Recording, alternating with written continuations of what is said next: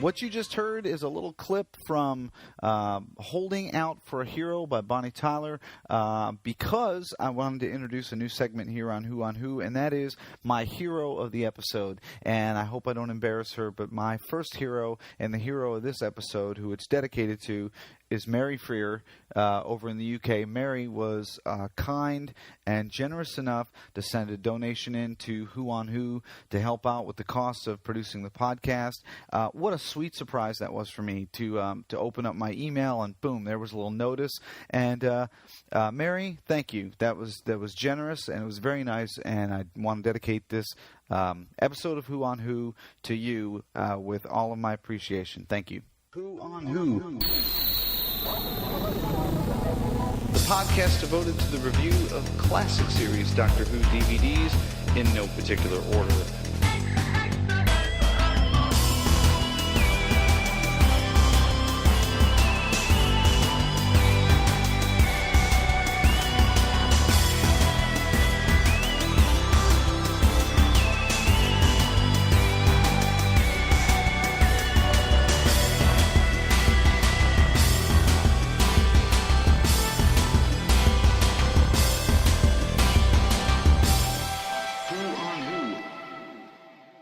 Greetings, fellow Doctor Who fans, and welcome to a Sand in My Shorts edition of Who, the podcast devoted to the review of, you know it, classic series Doctor Who DVDs in no particular order. But we are, of course, at the tail end of the trial of a Time Lord. This is it, folks. The jury is back in, and I have with me today my special guest, the man responsible for that theme song that you just heard, and a whole lot of other great music that you're going to hear today as well, Mr. Keef Baker. Welcome, Keef.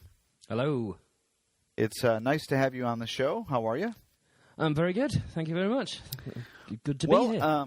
It's wonderful to have you, and I've gotten a lot of great response from the listeners about the Who theme song, and I sure do appreciate that you did it for me. And you're quite the accomplished musician. I was not aware, but you sent me some stuff, and I've been listening, and, well, you got a new fan. So excellent, fantastic. How long have you been a musician? Well, I guess I started out 1989, which is a scary amount of time away. So Doctor Who ended, I had to find something else to do. So there you go. No, it's well. No, it's good. Let's talk a little bit about it. How would you classify it? What genre, music, that sort of thing? That's a good question, really, isn't it? I tend to try and work without a genre.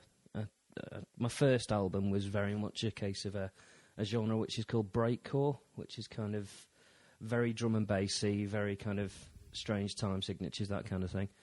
And through time, I just decided, well, it's all music. Why don't I just put a bit of jazz in here, a bit of rock in there, a bit of country in there, that kind of thing, and just decided, well, I'm just going to make my own thing and go from there. So you are your own genre. Yeah, it sounds a bit arrogant, doesn't it? No, not really. Now, here's a question that just occurred to me. I am a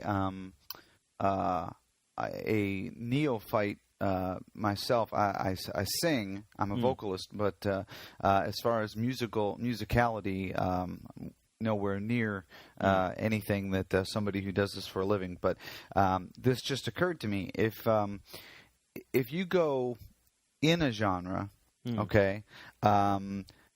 Obviously, it limits your sound a little bit, but is it almost more limiting to not have a genre because you're trying so hard to not be one thing or another? No, I can see what you're saying there, and yeah, there's a good argument for that. I mean, one of the other things is, as well, is of course, if you work within a genre, then you get that genre's fans. If you don't work within a genre and you do different things each time, then different people are going to like different things and different people are going to hate different things. So you end up with a kind of microcosm of just the people who are fine with everything. You see what I mean? So I don't have the hugest fan base. I'd like to blame that on the fact that I do switch genres so much, but it's probably more to do with the quality of the music than anything. But never mind. Well, I noticed when you sent me some of your music to listen to, and which I really appreciated, and one of the notes that you sort of added to the email that you sent me was, if you don't like track 1, hit track 2, give it a shot, because it could be completely different. And I did find that to be true for the most part, that the tracks were very varied, and that's just probably a better way to say that. But they were very different, but all good. And which is funny, because I'm usually very limited in my musical taste, but really enjoyed it a lot. So. Oh, good stuff. Oh, thanks very much. Do you have anything coming up musically on the horizon? What's going on right now with Keef Baker and his music? Well, at the moment, I've suspended the gigs because I was doing a number of gigs, and I just decided, okay, I need to take a break from that because I need to actually write the next album, because I haven't actually kind of put pen to paper, so to speak, in about a year. I do really need to get on with that. Now, is that a very organic process for you? You sit down and start writing your music. Does it just sort of come to you? Do you have a muse, or is it sweat and blood to do it? It really depends. I mean, there's been things where I've written the whole thing in about 3 hours, including the mixing and everything like that, and it's just suddenly it's almost as if it's written itself. And then there's ones where, like you say, I've had to almost cut my own leg off to get it done. Please don't do that. Well, no, indeed. Well, it'd make an interesting drumstick, I suppose. Unique sound. Messy. Yeah, people will ask you, so how did you get that sound? Well, I cut my own leg off and I beat the bass drum with it, and that's where it came from. Let's talk a little bit about why you're here. I mean, other than the fact that you are the man responsible for my theme song, and you listen to the podcast, and you're British, so that helped with the whole Trial of the Time Lord requirements. But obviously, you're a Doctor Who fan, and you were talking about genres, and that played very much into the biggest advantage that I had when I started this podcast, which, if anyone's keeping score, my podcast is a year old now. So not that many episodes in the can, but I have been doing it for a year. I sort of had a built-in Doctor Who fan base that I kind of trusted would at least give it a taste and see if they liked it. And some have stayed. Some probably haven't, but they've been nice enough not to tell me that they haven't, which is fine too. But I appreciated that I had all the Doctor Who fans out there that are so generous and so willing to listen. So let's talk a little bit about your fandom. I know it's very different over there in the UK when you're a Doctor Who fan than, say, opposed to America. Here it's almost a closet thing or a cult thing, not in the weird robes and setting everybody on fire, drinking Kool-Aid kind of thing, but you know what I mean. It's very much on the down low. You almost get excited when you run into another American who knows who the Doctor is, for that matter. But that's how did different. your fandom get started? Well, I suppose like most people my age, which is 36, I just basically grew up with it. One of my first memories of television is Davros's hand moving with the cobwebs on it from Destiny of the Daleks. And when I first actually really got into it, was John Nathan Turner's first season. And it's kind of weird because we all look on John Nathan Turner now and kind of go, But his first season, without him, I'm not sure I would have been a fan, because it was just so different. It was just so fresh looking, and it really invigorated it. It's just, unfortunately, obviously, later in time, he kind of lost his way a little bit.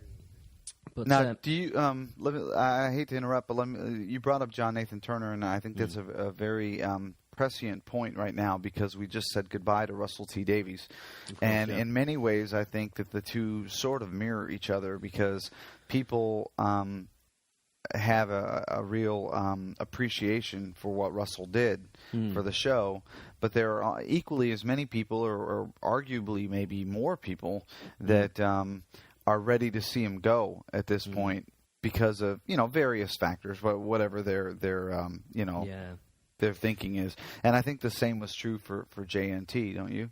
Oh, absolutely. I mean, well, JNT and RTD have got a lot of things in common, really, in the way they work, you know. I think it sounds weird to say, but I think JNT was quite forward-thinking for his time, and I think a lot of people weren't actually quite ready for what he was doing. Whereas a lot of the things that RTD has done, which JNT has done before, now people just accept that. They go, oh, right, yeah, that's the way things are done, and, you know, that's fine. It's, I mean, for example, the amount of publicity, obviously the stunt casting's an obvious one, but mainly is concentration on the audience more than anyone, really. Yeah. So what hooked you on Doctor Who? I mean, you said you came in on JNT's first series. So what hooked you? What made you say, hey, I'm going to stick with this? Well, I think the bit where I started going, oh, I must watch this was... I think it was the Marshmen, believe it or not, in Full Circle. I saw those coming out, and, you know, as a kid, I loved space stuff, and as opposed to the previous season where, you know, there were the odd monster, but they kind of looked a little bit on the shonky side. That kind of brought me into it a bit more and made me go, oh, right, this is something to watch, and then that whole master arc they had after that, I really loved it. And at the time, I really loved Logopolis. And I don't understand what the plot is anymore, but I'm sure I did when I was 9. It didn't matter when you were 9, right? Well, that's it, yeah. It's lots of flashing images moving at high speed. It's brilliant. Was Doctor Who in any way, consciously or subconsciously, an influence on you musically? Oh, yeah, definitely. I mean, one thing I got into was, well, of course, experimental electronic music's a massive thing in Doctor Who. Especially in the 60s and 70s. I mean, Delia Derbyshire is still an absolute genius. I mean, anybody who works in this kind of music is just always astounded by Delia Derbyshire with what she had to work with and what she made. It's just absolutely amazing.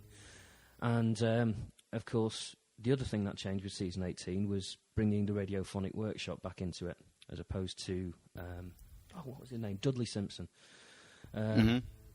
And to me, that was better. I mean, a lot of other people disagree with me, but I really enjoyed the Radiophonic Workshop stuff. It kind of really worked for me. So, yeah, the music of Doctor Who definitely had an influence. So see, it was Doctor Who was planting other seeds in you, other than just being a science fiction fan. You were obviously influenced by that as well, which I find that fascinating because I think that many of us at any stage in life, we become influenced in a lot of different ways from the things that we like and things that we're passionate about. So I think that's very interesting that Doctor Who also played into your main creative passion right now in your life, which is doing your music.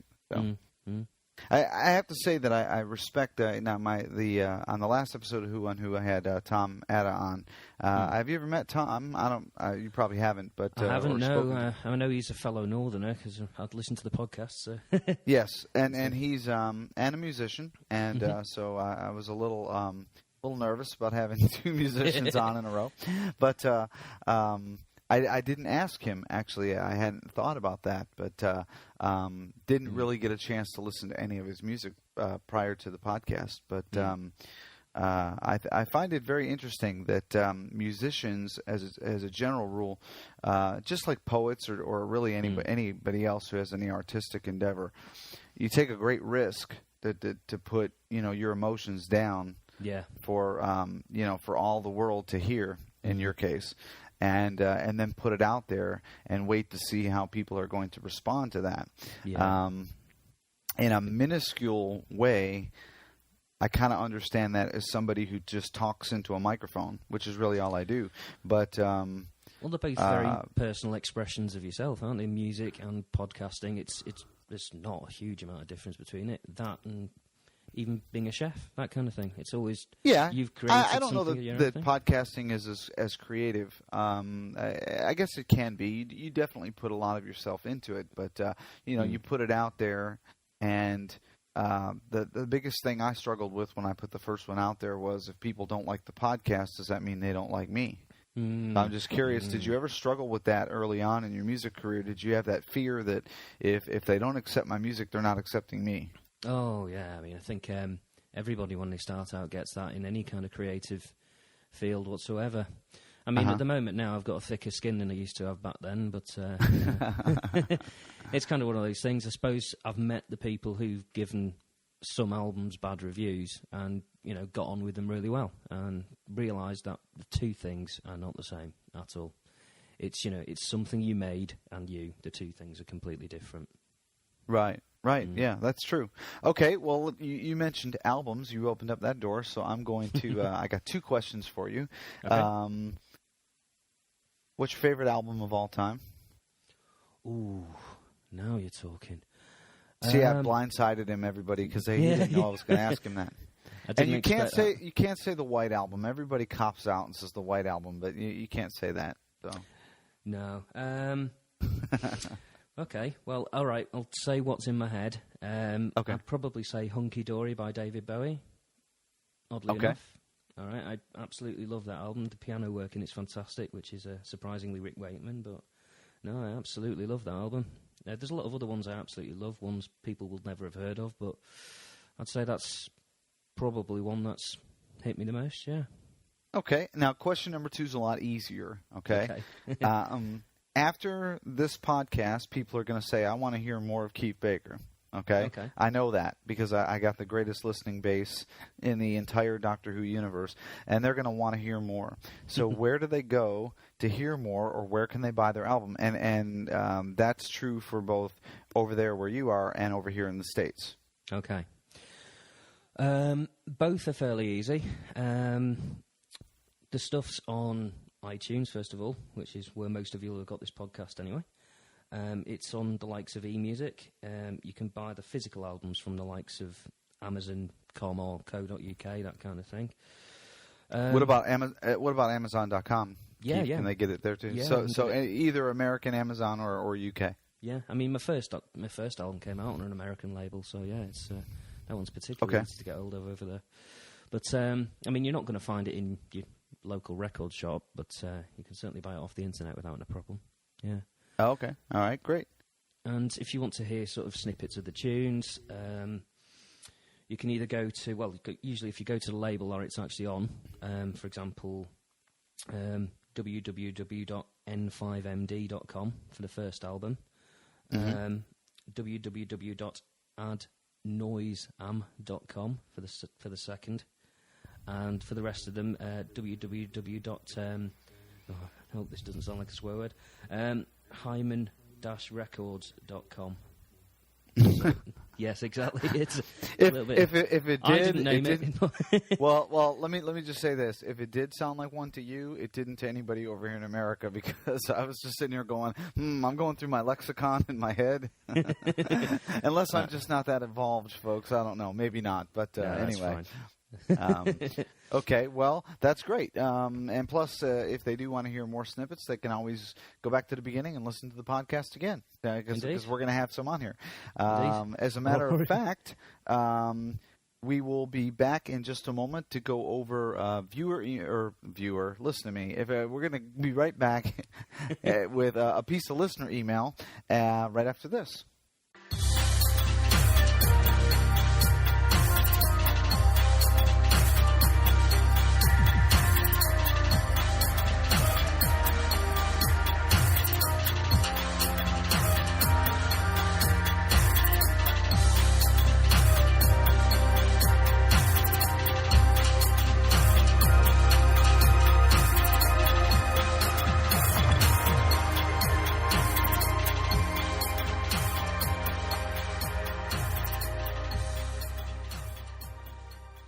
All right, that particular tune there is called Derbyshire Dark.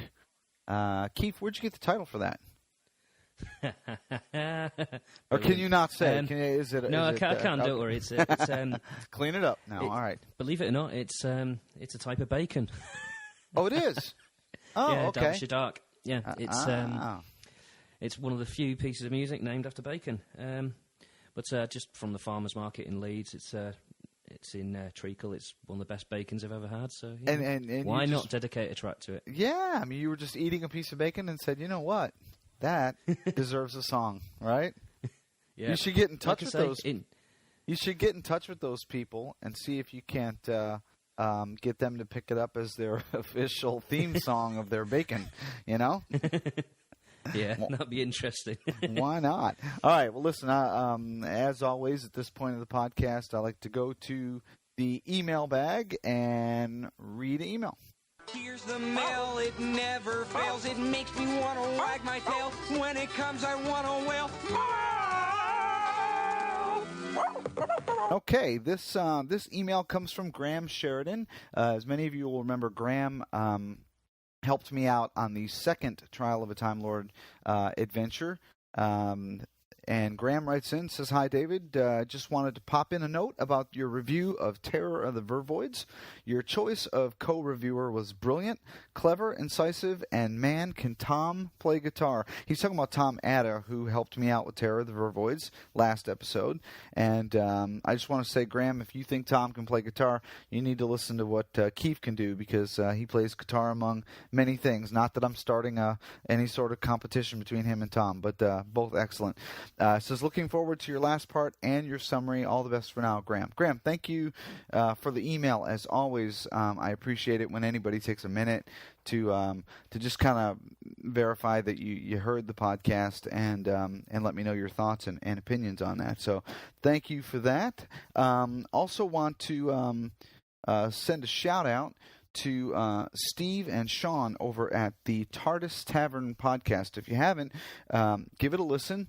I will be attending bar at the TARDIS Tavern coming up in their next episode, and we're going to be talking about Tooth and Claw, the David Tennant episode, which is kind of nice for me because I get a chance to talk modern Who rather than classic Who, but I am looking forward to that. And so a shout out to Steve and Sean. Thank you for the invite, and give it a listen, folks. You get to hear me out of my element and not in control, so I could be a completely different beast there. So we will be right back with our DVD review in just a moment. Hello, I'm David Tennant.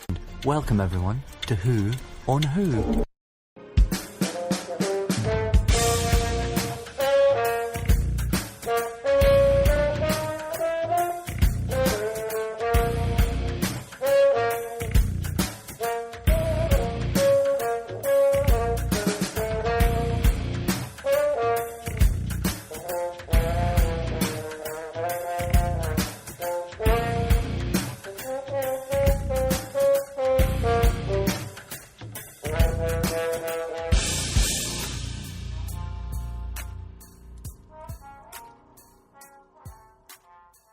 All right, we are back. That one is called Sugar Daddy for She-Male, and I love the horn work on that, and felt a little naughty after listening to that one, I have to admit, but definitely enjoyed that one. So a little voyeuristic, but very nice. So I am, of course, here with Keith Baker, the man responsible for the music, and we are getting ready to review the Ultimate Foe, which is the last adventure in Trial of a Time Lord. This is the Doctor's 147th adventure, only a two-parter, which we will be discussing further in just a moment. But let's go ahead and get our TARDIS controls set here.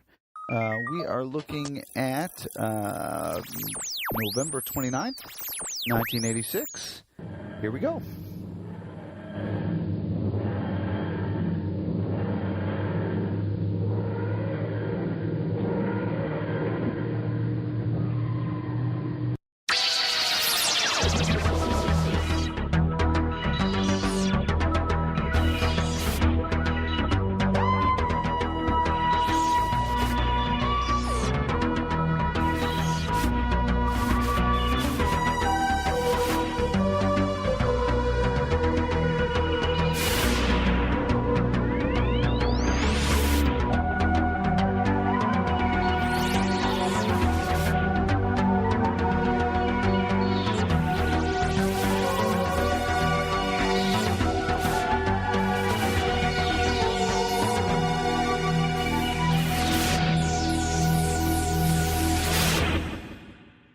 All right, we are here. Ultimate Foe. Like I said, it's a two-parter directed by Chris Clough, written by, well... Yeah, take your pick. That's kind of, yeah. What's your take on that, Keef? I want to say written by Robert Holmes, but not the whole thing. So, No. The baton was put down due to Robert Holmes' injury. And when I say injury... Yeah. I say his sickness in the hospital. But it was picked up ultimately by Pip and Jane Baker. But, of course, Eric Sayward was involved in that as well, and we'll be discussing all of that kerfuffle later on when we get into the DVD extras. But let's talk a little bit about Ultimate Foe. It's a two-part story. See, that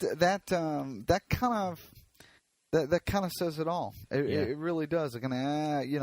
People traditionally, Doctor Who fans have always kind of put down the whole trial series, and as I've been going through this as my first run through, I wasn't quite sure why, because I wasn't as disappointed with Mysterious Planet and with Terror of the Vervoids, even Mind Warp. They had things to like about it, so I wasn't really sure.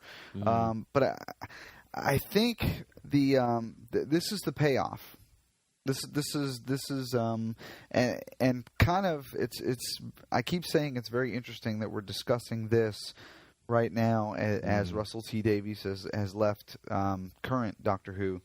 That one of the biggest criticisms of RTD is that he can build up very well, but he doesn't necessarily pay off to the fans' expectations. And I think that the Ultimate Foe was kind of the same thing there. What did you think about it? I mean, did it work as an episode in any way? It's very much I'd say it's a game of 2 hours, but it's more of a game of 3.5 hours, isn't it? Really, it's the first 11 minutes where it's just exposition is fine, and it's really, that's interesting, and I didn't see that coming, and that bit's interesting, and then they go into the Matrix, and it all starts to fall apart. And it's dear me. And do you think the whole going into the Matrix was a mistake? For me, yeah. I mean, it just didn't need to be there, really. The whole thing. It's from that point. It's like treading water. Yeah. Yeah. I mean, that second episode. I mean, I know Pip and Jane Baker. It's not their fault, but I was half expecting a second commentary on the DVD of just them going, "I'm sorry," all the way through it. Yeah. But you know what? They seem almost defensive of it. Yeah. They in interviews there. I mean, they just seem like they're they seem almost non-apologetic and very defensive of. But I think they also understand their how they were hamstrung with this. They were given limited ability and resources really to kind of wrap up the whole thing. Let's talk a little about the fan reaction before we go. What do I mean as a fan? Okay, I mean you'd seen it. Did you see it when it first aired? First of all, yeah, I did. I mean, there's a huge difference between now and then. Really, I mean, at that point, I was just a person who, like a lot of people, just watched Doctor Who when it was on. I think, to be honest, the whole of Trial of a Time Lord was a bit of a mistake at the time, really. Basically, it was a courtroom drama, and the idea is very meta. It's very, look, the Doctor's on trial, and the Doctor's in trial in real life. Isn't that great? Yeah, sure. 12-year-olds going to see that, aren't they? And it was just. The problem is that the only courtroom drama that was on TV at the time was an absolutely awful program called Crown Court. Now, I don't know if you've ever had the misfortune to see a single second of that awful program. No, I never heard of it.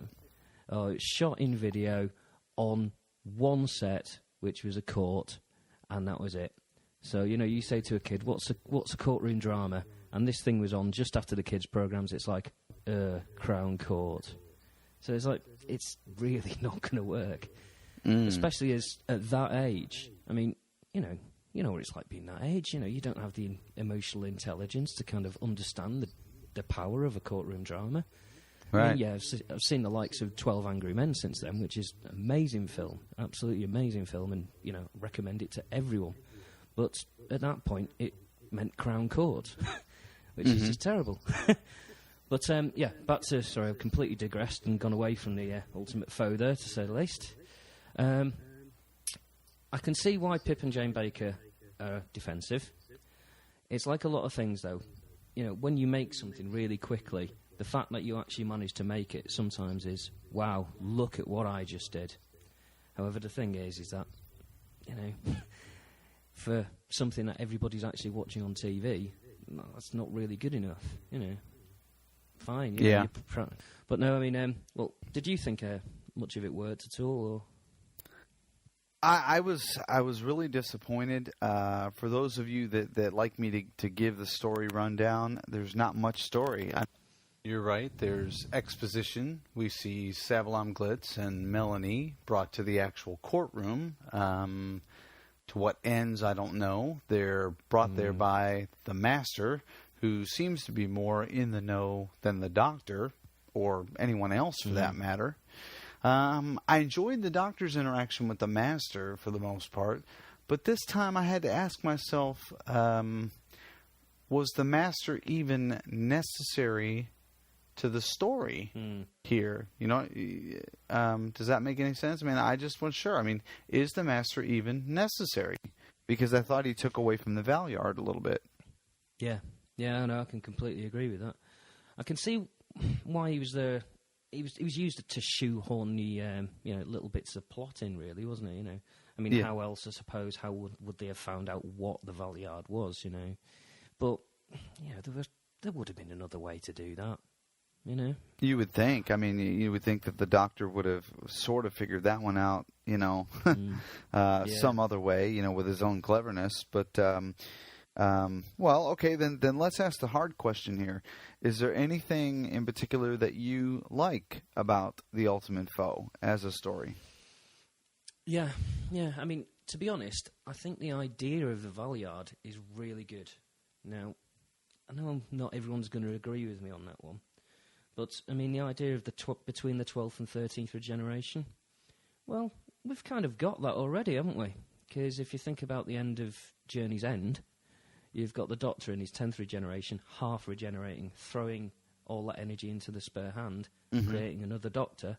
And you could argue that other Doctor is between the 10th and 11th Doctors. Yeah. So you could say the Valyard could be created in the same way in the future in some way. But the idea of the Doctor being bad, yeah, I quite like that, you know, as a side issue. But, you know, that's about the only thing. I mean, yeah, the Time Lord's been bad again, but then they always are. I don't know. It's a shame, really. I mean, it was a nice idea, but it just didn't work. Yeah, I liked the for the most part, I liked the performances from the actors. I thought they did very well. There were a lot of things that you consider what they had to work with. I think that they pulled it off well, and of course there was a little bit of stunt casting and all that. I like the concept of the Valyard too. I think that that's a very tricky thing to do with the nature of Doctor Who, because it's kind of like when they talked about doing the next Doctor. Okay, they had a choice when they shot that. David Morrissey either truly was the next Doctor, or he was an imposter of some sort, because you really have no control over who you're going to cast until you cast that part. You know, let's take all pretense or fantasy away from it for a moment. You can't do a Doctor Who story from the perspective of the previous Doctor unless you already have the future Doctor cast and in place, and that sort of thing. So I think doing the Valyard was tricky, but I think you're right. I think they did get away with it very well by saying that he wasn't quite the 12th, he wasn't the 13th, he was in between there. And does the Doctor have the propensity for evil? Absolutely. We've seen it in several incarnations of the Doctor. We've seen, and it's true for all of us. It's true for anyone. Good and evil are very subjective, and it's circumstantial too. But why not? I think the concept is good. I think it makes for a another great arch nemesis for the Doctor. It's too bad that he is no more. But I don't know. I did like that. I did. Yeah.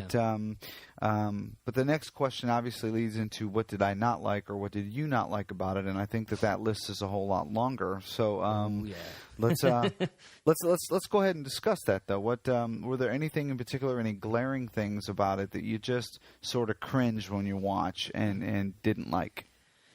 Yeah, well, a lot of it was, obviously the soft focus heart is an obvious one. Oh, look, Perry's alive, soft focus heart, oh dear, I feel quite ill. Everyone's always going to just cringe at Megabyte Modem. That's just obvious. I've just opened a door and there's a dragon. Oh, and I've just closed the door and it's gone. Why? Were you just worried people were bored? Let's throw a dragon in. There you go. Brilliant. It almost feels cruel.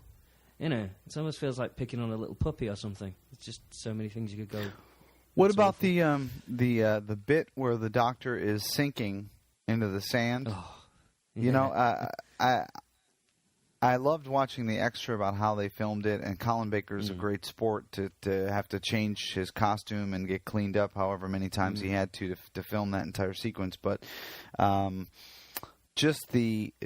look at it and go, why? I mean, all that time, all that effort, all of that to show what? That it's not real. They could have done it a lot of different ways. So. Absolutely. The other thing is that, that episode 14, the Doctor just seems to go around that entire episode going, I know, yeah. It's like, the Little Britain character. It's like, oh, this has happened. I know, yeah.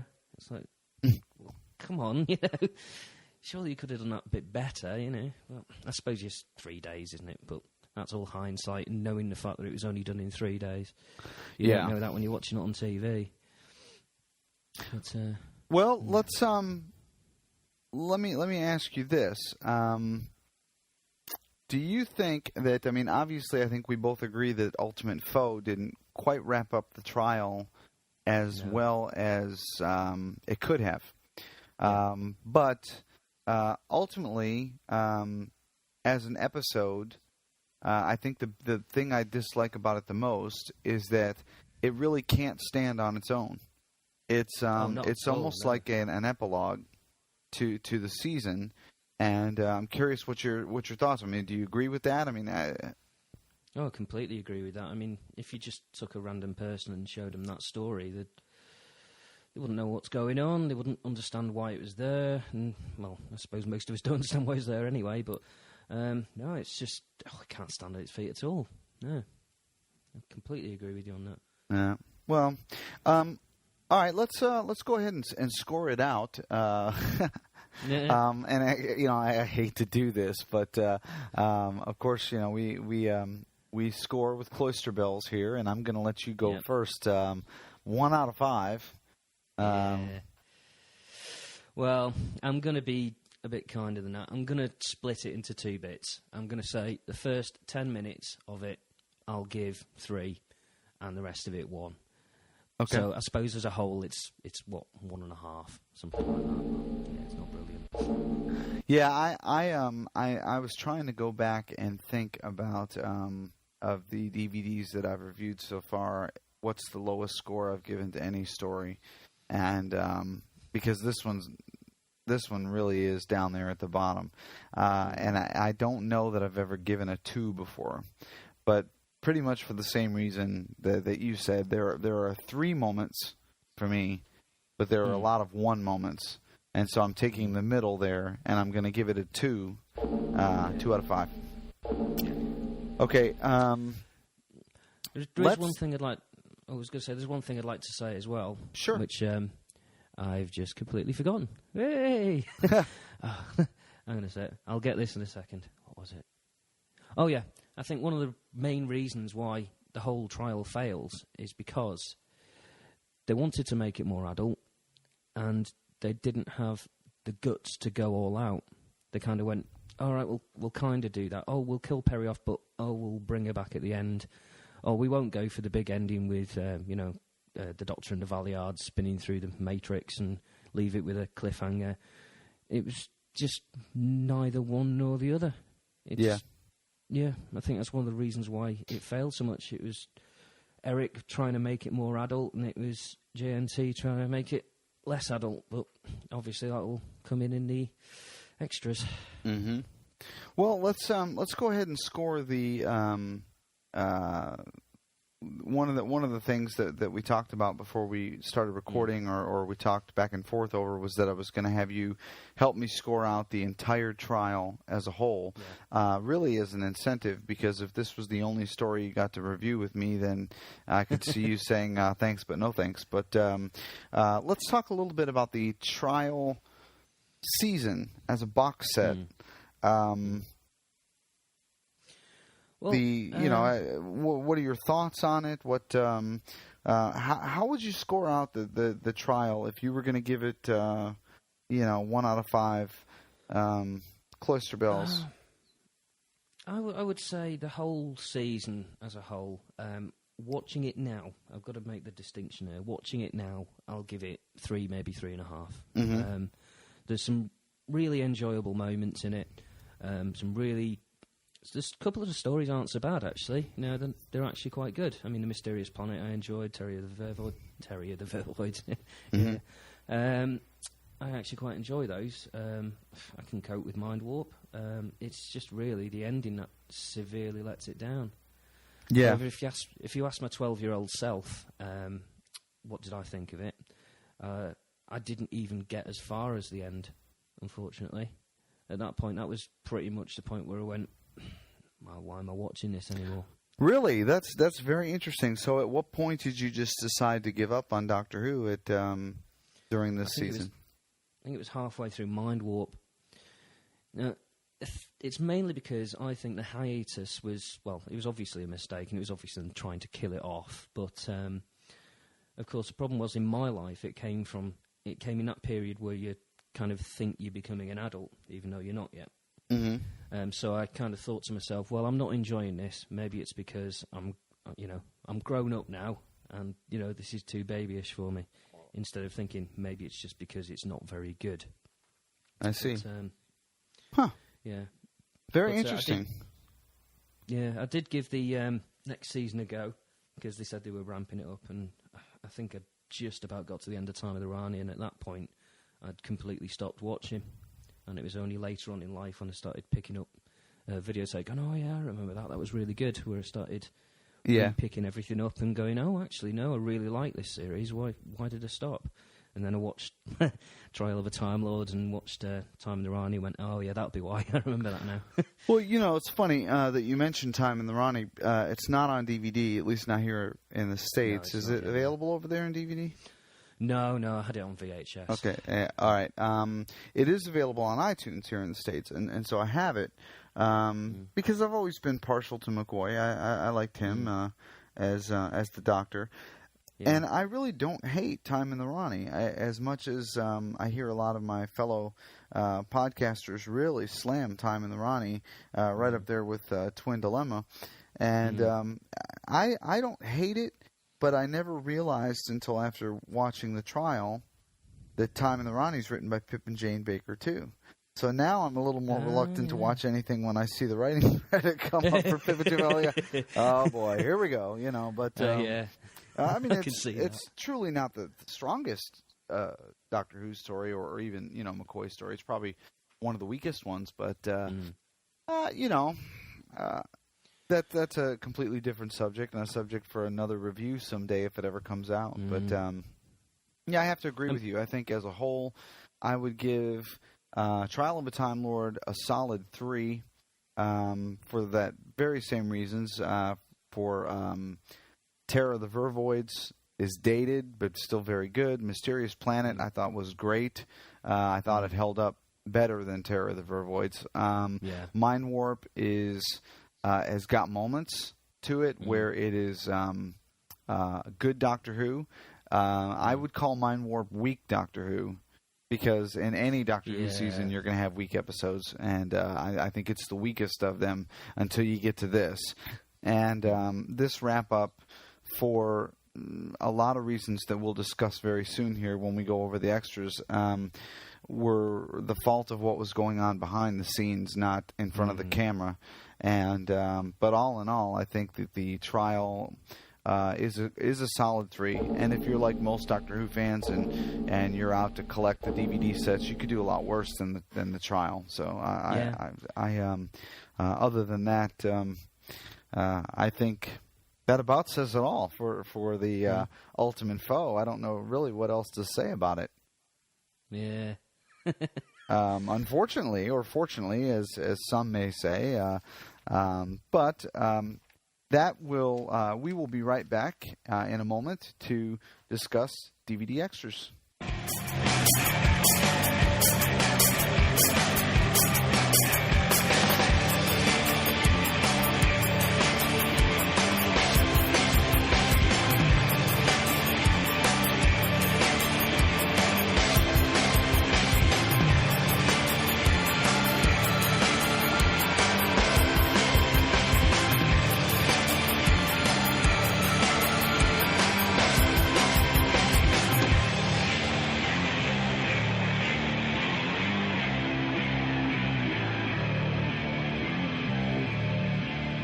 That is, I'm gonna let that play a little bit. That is Tombola Thrill Killer by the gentleman who is with me today, Mr. Keef Baker.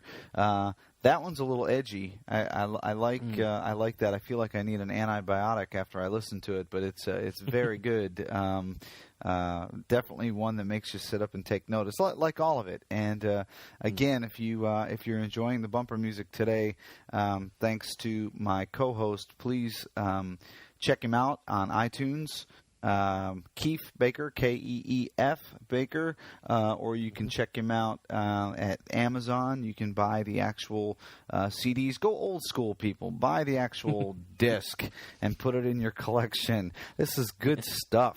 And we have just finished reviewing the Ultimate Foe, the not quite ultimate ending to the trial of the Time Lord, but the ultimate Doctor Who episode, yes, exactly. But it is now that time where we get to talk about the things behind the camera when we talk about DVD extras. Extra, extra, read all about it. Extra, extra, read all about it. All right. This DVD actually has a rundown of most of the similar type of extras that have been on the rest of the set. I'm going to run them down a little bit, and we will talk about them as we go along. First extra that comes up is Making of Ultimate Foe, which is pretty much you could take the extras on all of the DVDs in this box set, and you could take this first one, which is making of each episode, and tie them all together, and I'm pretty sure that they were all filmed at one time and then edited for each disc.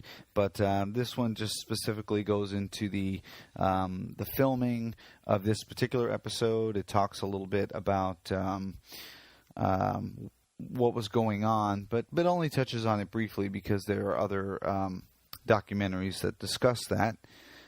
Did you watch the DVD extras, Keef?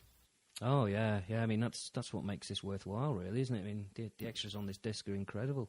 Yeah, it. Tom brought that up in the last episode of Who on Who, and he was talking about how lucky we are as Doctor Who fans, and I think he was right when he said that we tend to kind of overlook the fact that they very specifically go and make all these extras for us, and they're very careful to give us as much bang for our buck and there aren't any other TV shows out there that do that, and especially ones that haven't been on the screen for as long as classic Doctor Who. So I think we're very lucky.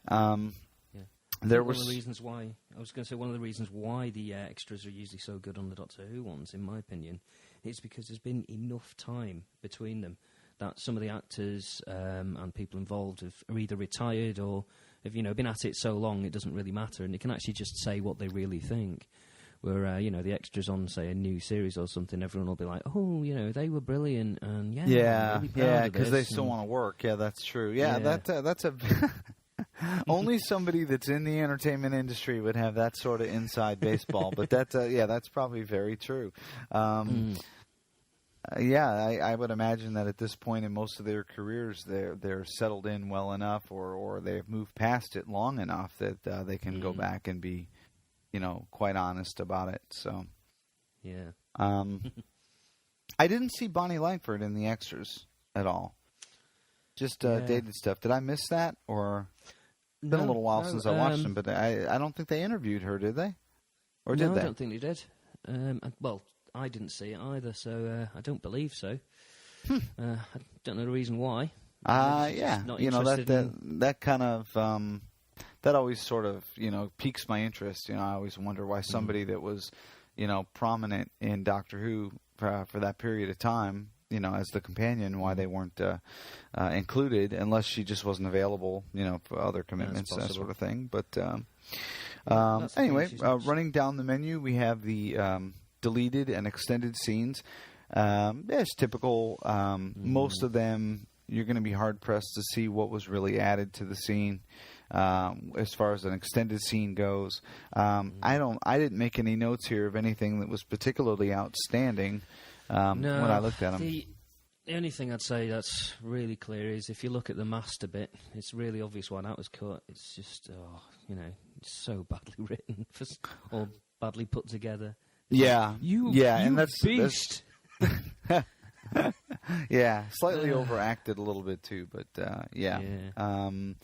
that was, and the next item is the trails and continuity, which are really just when you don't have Keef Baker bumper music, you got to have something to lead you into your next program or your next segment, and these are usually the commentary voiceover, coming up, the Doctor faces the ultimate foe sort of thing. If you've never watched them, unless you're a nostalgia buff and you're from there and you remember the original transmission or something, I don't see the point to them myself. But no, I mean that's it. I mean, if I was watching an American one and it came up with American titles, I'd be, I don't know the point of that. But of course, being British, it's like,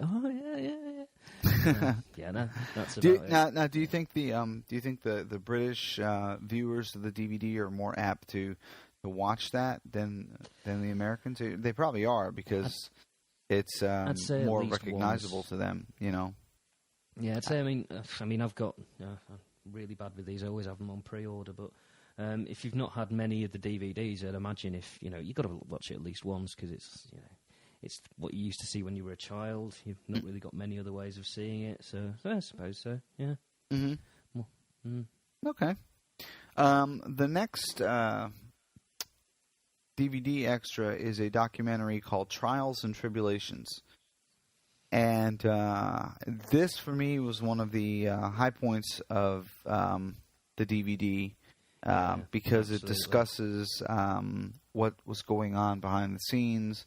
It discusses the hiring of Colin Baker as the Doctor, talks a little bit about his portrayal, talks about the choice of costume for the Doctor, and a lot about how he came in during the Twin Dilemma, and how the fans reacted to the Doctor choking his companion, and all of that, and inevitably his being fired by the BBC. What's that? Oh, sorry. I was going to say it's also a nice little retrospective on little bits of how the BBC tried to slowly kill Doctor Who. It really was. I mean, that's the thing, is that, whether you like Trial of a Time Lord or not, I mean, the one thing that's definitely true is it's one of the most fascinating parts of Doctor Who's history that's knocking about. Yes. Because, obviously the hiatus is one thing everyone remembers, but there's the war going on between, Eric Sayward and JNT. There's the which explains why everything turned out the way it did. It's just a really interesting piece of history, and that documentary is really well put together, really enjoyable, and has nice little stories in there, like the Pip and Jane Baker getting his brother, who's a scientist, to help with all the terminology. Yeah, with the megabyte modem and everything. I think I said this on the last episode, but I think that Jane Baker's a ventriloquist and Pip is just her dummy because he doesn't say much. He just sort of sits there until all of a sudden he'll pop to life and you throw a nugget out there, and then he's back to where he was before. So But they did get a chance to talk a little bit about that, and I think that kind of goes into the whole being a little defensive about their creation, what they wrote, and I'm sure they must know that it's not looked upon well in the Doctor Who fan community, and Doctor Who fans are nothing if they're not vocal about how they feel, and Yeah, that certainly hasn't changed since those days or to the present. So, I've just got this fantastic image of Pip and Jane Baker at home having dinner, and it's just Philip goes to pick up the wrong fork. You have picked up the wrong fork. Right. I don't know why. I think he might be a little bit henpecked. Might be wrong. Yeah, but possibly. The next extra there is you were talking about the hiatus, and this sort of covers some clips. It's called 1985 Hiatus, and it covers the clips from different news programs, from Wogan, from different TV shows talking about the hiatus and different comments that are made here and there, and interesting to me was watching it. You have to kind of put yourself back in that time. I was just out of high school in '84, so I had been out about a year when this was going on, and wasn't a Doctor Who fan yet. But I do remember that the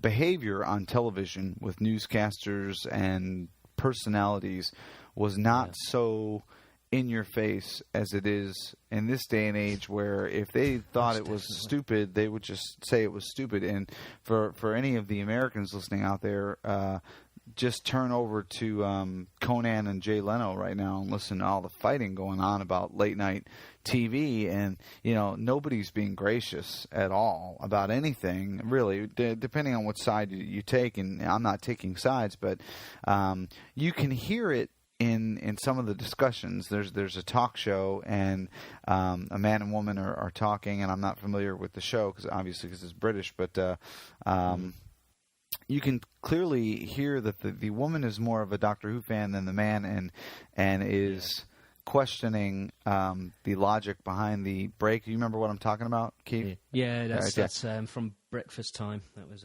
Yes, that's right. And if it was present day, especially over here in America, she'd turn straight on to camera 2 and get her face in frame and say, Michael Grade, you're being an idiot, and this is the dumbest move that the BBC could make, blah, blah, blah.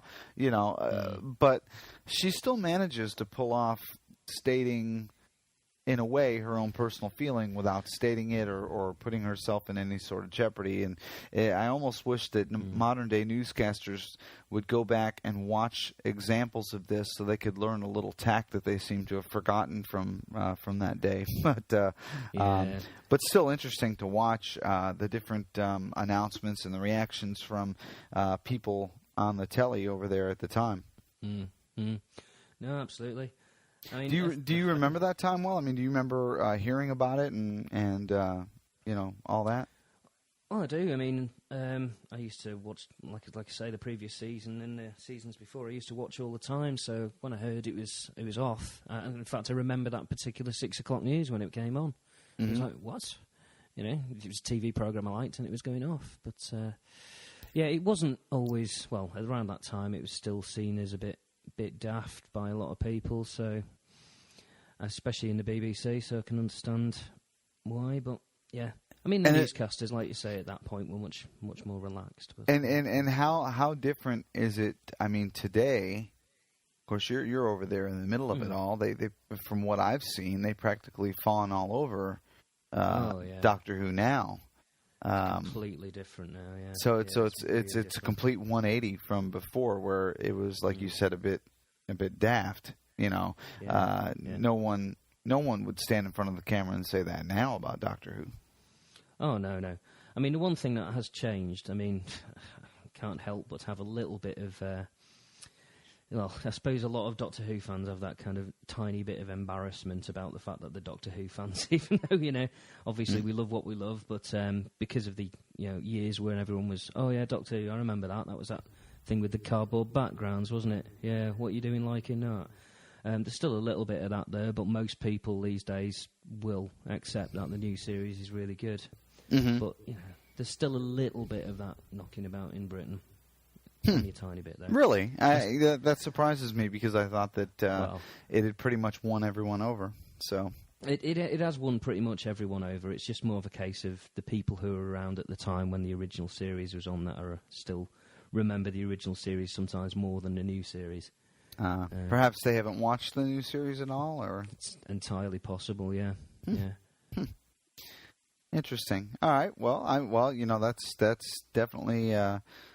Possibility. There are shows over here that you would think from afar that we all watch, and I probably don't. So, you know, like people talk about Lost all the time, you know, and I've never seen it, never seen one episode of it, and people, oh, you'd love it. No, that's okay. I don't need to get invested in anything else, you know, but, you know, maybe that's a similar phenomenon. The next DVD extra, Doctor in Distress. I had never heard about this. Now, let me just say real quick. All right, I remember that era not fondly. I do remember 1985 well. I remember where I was and what I was doing with my life. I remember We Are the World with Michael Jackson and USA for Africa and all that. I remember all that. So I kind of took this with a grain of salt, but wow, that was bad. I mean, that was really bad. And so I'm going to turn this over to you as a musician and just let you just say what you will about it. It's for those of you who don't know, for the uninitiated, and there's probably maybe one or two of you. This is a music video, I guess you'd call it. It was a song that was produced and put out to try to gain awareness for Doctor Who and what was going on at the time. So it's absolutely abysmal, isn't it? I actually had absolutely no idea this was around either at the time, and it's only been in recent years that I've discovered it.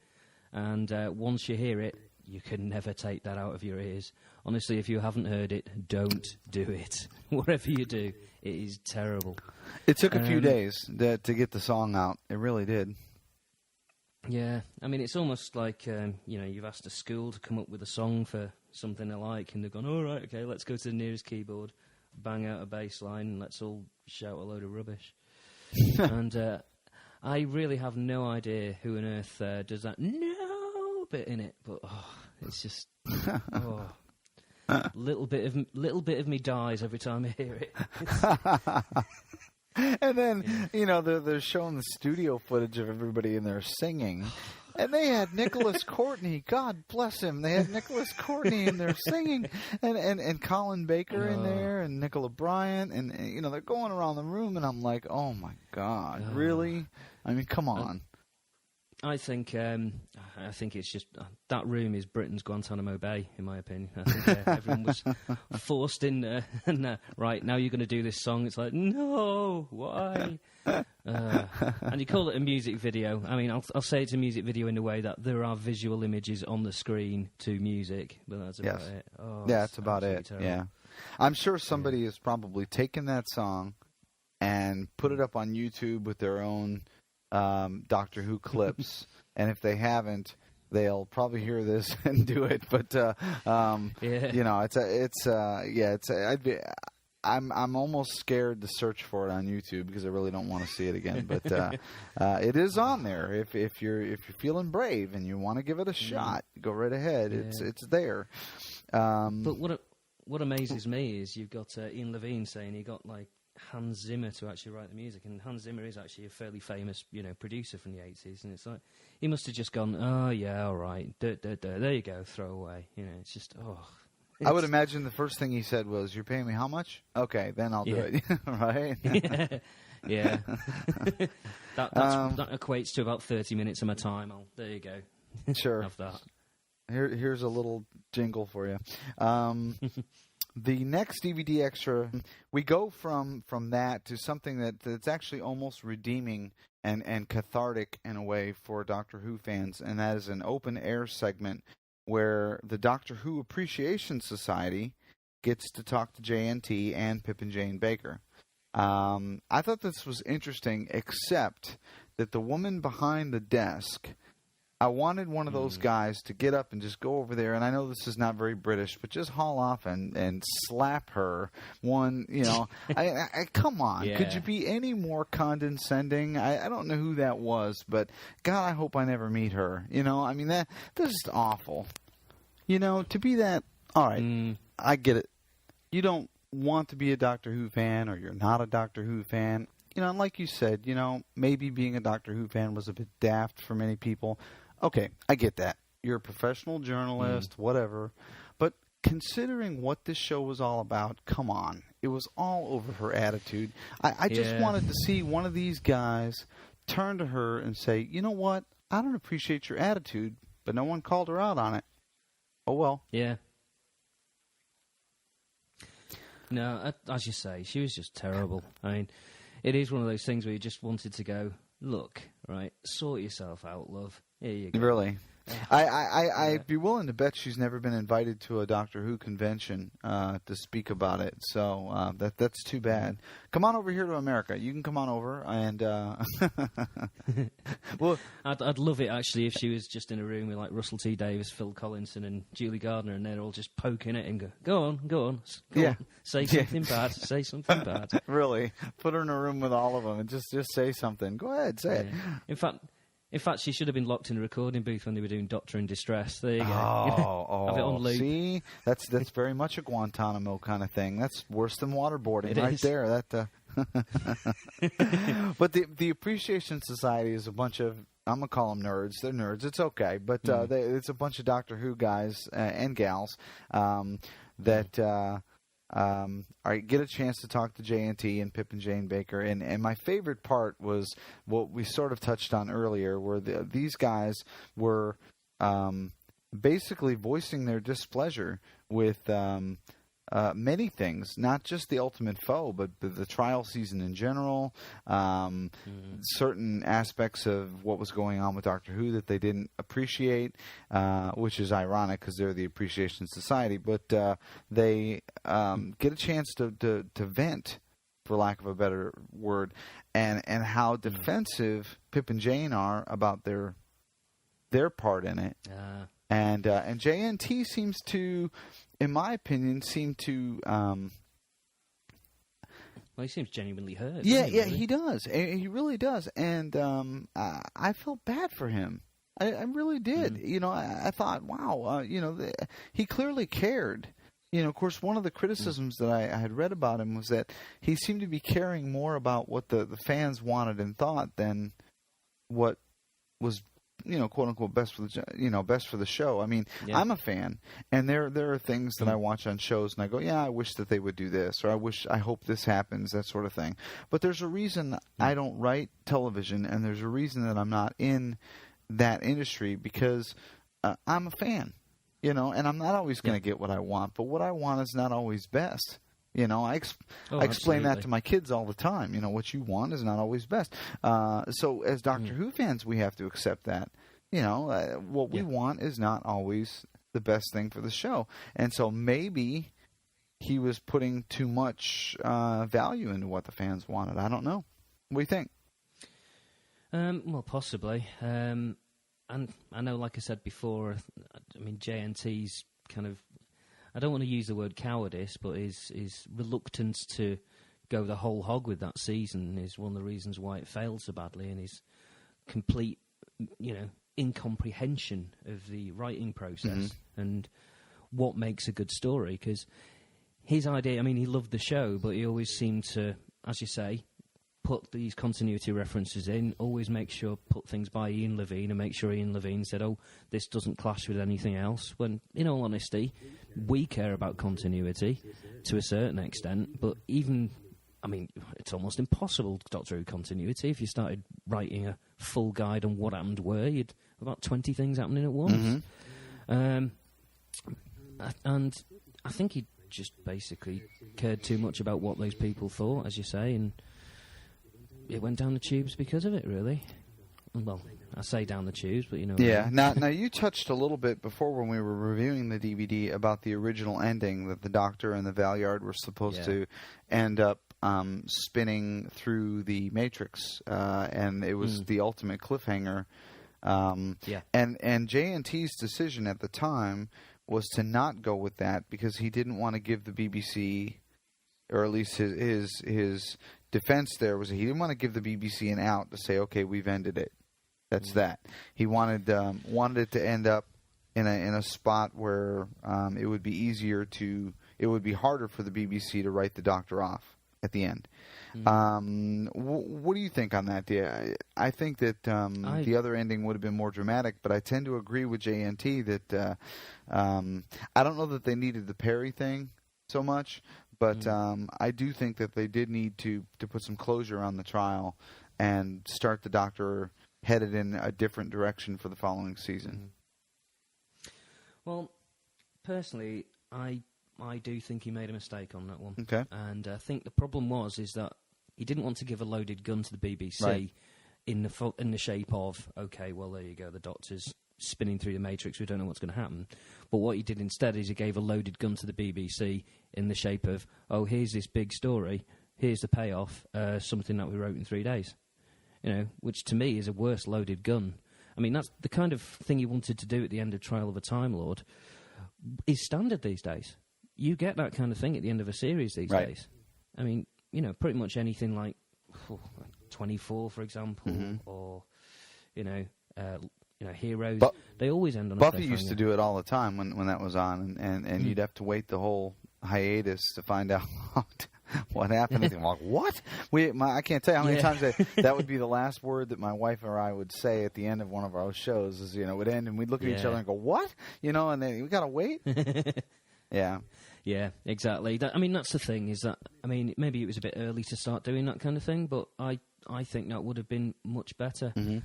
And it was all to do with he seemed to have this almost pathological fear of people not coming back if you leave something in the air. Like his idea of doing, Twin Dilemma straight after Case of Androzani was, oh, well, there's no Doctor, people might not come back for the next one. Well, of course they will, Sure they would. This has happened for 22 years. It's, it's the pattern of the show. There's nothing wrong with it. There's no need to change that. But, I personally just think he made a mistake on that one. I would have loved to have seen the original ending. And I think it would have been possibly that would have made the entire season much better. But that's just, we don't know, do we? We never will. We never will. And it's too bad because it would have left the Valeyard out there as a viable character to return. Don't forget the awful end of the Ultimate Foe, where it turns around and he's one of the Time Lords. Yeah. I do not remember that. Yeah. So it kind of is out there if you consider the cartoon ending. I sort of ignored that because I just thought, Terrible, isn't it? Terrible. That had a kind of a B movie feel to it, that ending. Absolutely. But anyway, it was still rather enlightening to see Doctor Who fans from another era who had gotten the opportunity to have a sit down or and talk to JNT and his reaction, and it's funny because we had mentioned that he and Russell Davies are very similar. And I think Russell T Davies would also be equally as hurt or sensitive to harsh criticism on. I think he would be a little more defensive. I think his skin's maybe a bit thicker, but I think he would take it the same way. Yeah, I mean, I don't know if you've read any of the Writer's Tale at all. I have not. No, I've heard that the new one is coming out here at least. I think in early February. I think. I think it came out here a couple of days ago, but I've not had the new version yet. But partway through I think everybody's partway through the Writer's Tale. I think you get to a certain point, it's like, these are all emails. What am I doing? But it does touch on that when he goes into his down periods. He, used to go and surf on Outpost Gallifrey and search out all the negative threads about him and, almost punish himself. Wow. So. Yeah, see, I couldn't do that. I mean, I will happily take constructive criticism, but if somebody wants to just rail on me for whatever reason, I'm not going to subject myself to that. I don't know. Some people do. I guess some people just feel like they want to know what's out there and what people think and all that. But it's part of the creative process. We talked about that when I asked you about how difficult it was to put your emotion into something like a song, put it out there, and wait to see if it gets accepted or not. Anything that you do creatively, people are either going to love it or they're not going to love it, and you just kind of have to move on from there. Yeah, and there's the other side of the coin as well, which is I always find interesting when reading reviews about my own stuff, is you get people who completely get what you were trying to do and hate it, and then you get people who completely don't get what you were trying to do and love it. It's that kind of weird thing. So, I can certainly see, I can completely see why he does that kind of thing. I mean, I've had really bad reviews before, and I've read them over and over again just to go, okay, well, what could I do to try and sort this out? Yeah. But well, I don't know. But still very interesting to get that little snippet of history on there, and another high point on an excellent set of extras. Of course, the extras finish up with the audio options, commentary by Colin Baker, Chris Clough, Tony Selby. And then there's a second commentary like there was on Mysterious Planet with Eric Sayward doing just episode 13. Because, of course, he wasn't really involved in the final episode at all. Because no one else will sit with him by the looks of it. Yeah, which is sad. It really is. But, you reap what you sow, and I don't know how much of that he actually sowed, but... you put that interview out there, and I did get a chance to read it, and or at least excerpts from it, and it's very straightforward and very blunt, and once it's said, it's said. So the info text on here, I would recommend to anybody not to watch during your first go through on the DVD if you're typically inclined to do that, because there's the quantity of info text seems like sometimes, and I think I said this about the last DVD too, some of it, there's so much on the screen that you can't really do anything but read it and try to read it as fast as possible. So if it's your first run through, don't throw it up there, because it's not like a foreign language subtitle. It's actually at points like half a screen. So it's always a good read, but I just wouldn't do it the first time through. No, you're going to miss out completely on the story if you do. Yeah. You really are. There's the Saturday Superstore segment on here. And then there's the I don't really have much to say about that. I remember watching it, and it was largely forgetful after that. I mean, that's another one just stuck on there really for the nostalgia value. Yeah. Because, of course, that was a regular thing for kids to watch on a Saturday morning while having breakfast. So oh, really? I remember that. Yeah, Saturday Superstore and other programs similar to that when they replaced that. But, yeah, just a regular thing for kids to watch. See, culturally, it's so different, because over here we just had cartoons on Saturday. Saturday morning cartoons was you get up, pour a bowl of cereal, sit down and watch Scooby-Doo and, whatever else was on, and of course Land of the Lost and all that stuff that wasn't cartoons, but it was all Saturday morning stuff. Yeah. Okay, and then we have, of course, we have the photo gallery, which is par with the rest of them. Nothing fantastic there. This disc does have some PDF materials on it. So if you put the disc in your computer, you can get some PDF materials off of it as well. Some interesting read. It's dated, but still good. So it does have that as well. Anything on the extras that I did not cover, or anything that you wanted to add there, Keef? Not really, to be honest. I think that's pretty much it, really. Okay. Yeah, for the extras, too. Yeah. All right. Well, we will be right back after this.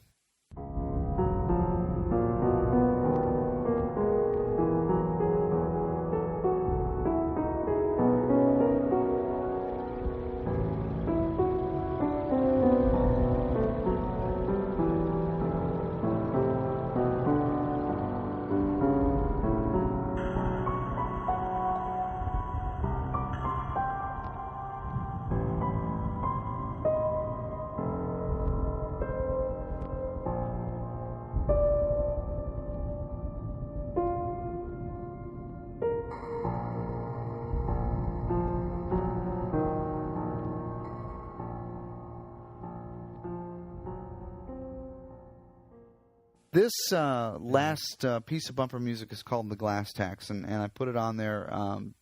Beautiful piano work. And is that you doing the piano on that, Keef? Well, it's, believe it or not, that was one of my lazy moments where I actually just decided I was going to program it rather than play it. Because I was playing a lot with, well, if you're a musician, you'll probably be able to tell that it's changing key almost every third note. So it was a case of having to almost mathematically work it out while I was doing it. Oh, okay. So are you saying that? Forgive my ignorance here, but so you're saying that you did that without the piano? You just did it on a computer? That was all mouse. Wow. I'm afraid. Really? Yeah. Yeah. Huh. Yeah. But the thing is if you understand the instrument, you can then go, okay, well, at that point I would have played that softer. So what I'll do is I'll do that. I'll bring the power down a little bit. I would have also made that note a little bit late, so I'll just push that on a bit. It's a bit time consuming, but depends on the way you want to do it. Some things are played, some things are programmed, I guess. So, yeah. Well, I think it's really, really nice. It's a bit of melancholy, but just kind of a nice contrast to some of the other tracks that you were generous enough to give me, and okay. Wanted to give you the opportunity again to throw your contact information out for the listeners if they want to purchase more Keef Baker music and great music to listen to while you're lounging around the house or having a nice glass of wine or whatever you're doing. And where can they get it again, and how can they get in touch with you if you so choose to share that information? Okay. Well, I'm on MySpace as Keef Baker. I am also on Facebook, but to be honest, my Facebook profile is basically full of me swearing. So if you're not interested in that, then I'd keep away. Basically, you can get it from Amazon, you can get it from iTunes, you can get it from eMusic if you're into eMusic, which is really good. There's probably a number of other places you can get it, to be honest. I don't handle the distribution, the label does, but yeah, so it's kind of from there. Other than that, you want to plug your label real quick? Who's your label? The label at the moment, the one I'm signed to at the moment, is one called Hyman Records, which is a German label. There's a lot of good stuff on there. It's also quite varied. Most of it is off-the-wall electronic music, but there's also, there's a couple of artists who dabble in jazz, who dabble in pop, believe it or not, as well. So it's quite a varied label, really. It's got some great stuff on there. Yeah. Well, good. In fact, it's not on Hyman Records, this, but I still think one of the most interesting releases in the kind of weird electronic kind of drum and bass thing that comes out is, believe it or not, there's a release by a guy called Davros, right? which is called The Key to Time, right? and every single track on it is based on one of the stories from the Key to Time, with loads of samples from it. Really? It's it's quite an interesting one. It is a very, very hard album. It's very tough, but it's certainly an interesting thing to listen to. Huh. Yeah. Okay. All right. That's piqued my interest. I may take a look and see if I can locate that, or at least some of that. Now, we can also get your music off iTunes. Is that correct? Absolutely right. Yeah. You should have no problems finding it on there. Yeah. Well, I'm going to be heading there in a little bit. I'm going to take a look and see what else I can find here. Well, I want to say thank you for being on the show, and also wanted to throw my contact information out for any of you who don't have it yet. You can email me, david@whoonwho.com.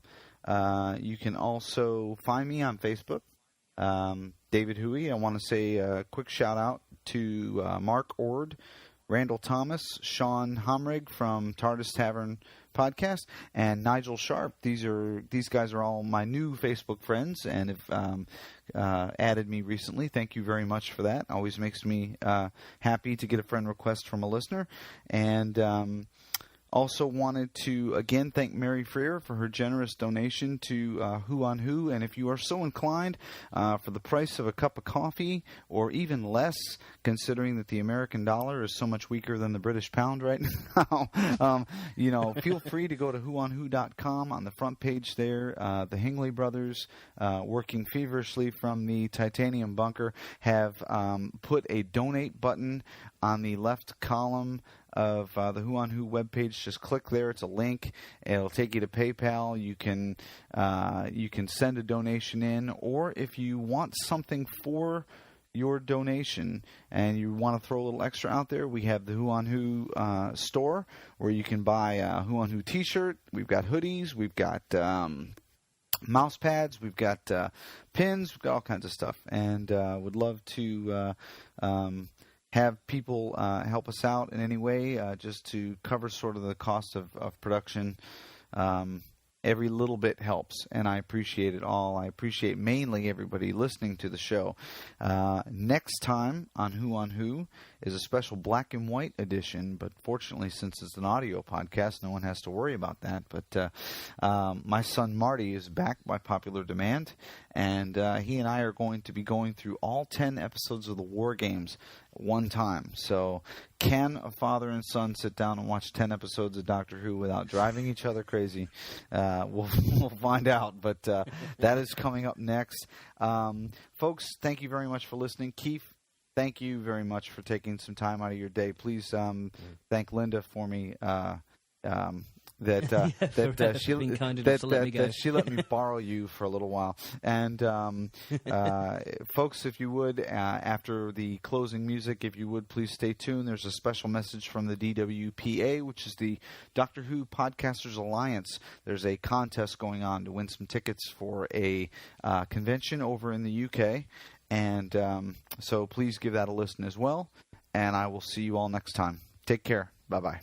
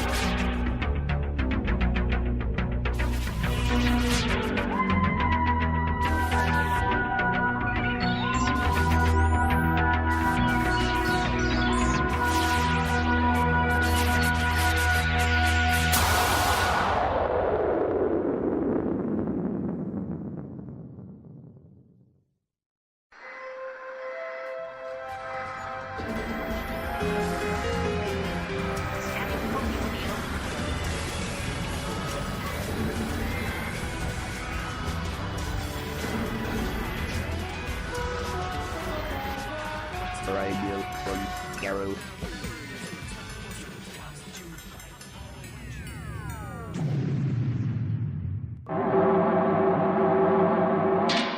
Hello there, this is Tony Galashaw on behalf of the Doctor Who Podcaster Alliance, an alliance of Who podcasts held together simply by people being terribly nice to each other, quite frankly. It does mean that we can offer you this. We have, in conjunction with SFX magazine, arranged 50 sets of free tickets to the SFX Weekender convention, which will be held on the 5th and 6th of February. It looks set to be one of the biggest science fiction conventions in Britain this year. Guests include Tom Baker, Elizabeth Sladen, Gareth David Lloyd, James Masters, Paul Cornell, Toby Hadoke, Dan Abnett, 2000 AD, and many. All you have to do to enter the draw for a set of tickets is call 08700 110034. That's 08700 110034 and quote the code DWPOD. That's DWPOD. Phone up, let them know that you're interested. You'll be entered in a draw. There's 50 sets of 4 tickets each set. Good luck, basically. The Doctor Who Podcaster Alliance, the alliance that likes a nice cup of... No, hang on. We pod so you don't have... No. Guys, we really need to come up with a slogan.